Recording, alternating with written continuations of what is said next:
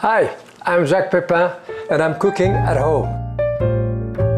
I like to cook vegetable separately from the meat, and very often people kind of garnish a plate, but especially with carrot, for example, I like to glaze them.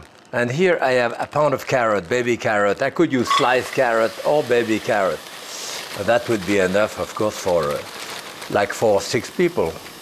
So what I do with this, I put about 3/4 cup of water, 1/4 teaspoon of salt, but a good teaspoon and a half of sugar to help the glazing, 2 tablespoons of butter. So this will come to a boil. Let it boil 5, 6, 7 minutes. Okay. See, my carrot now, there's still quite a lot of water too. The carrots are, well, they are not totally as tender as I would like to, but this is the time now to remove the lid and continue cooking that until that water reduces and you're left with the sugar and the butter. So now cook it open like this. Okay, so can you see basically all the juices disappeared here.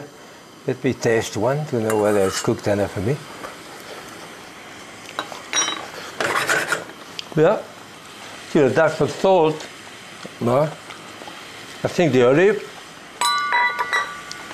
I'm going to add another tablespoon of butter to glaze it a bit more. The chives.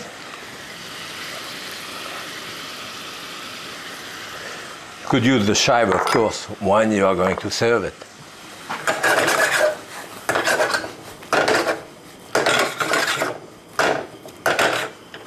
This is a great garnish with a steak or a piece of chicken, even with fish.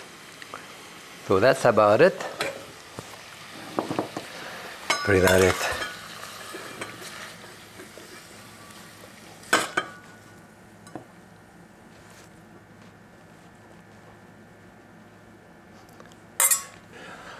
I always put more herb, and on top I have that beautiful chervil here from the garden, a bit more chive or chervil, and that's it. Butter glazed carrot with olive. Happy cooking!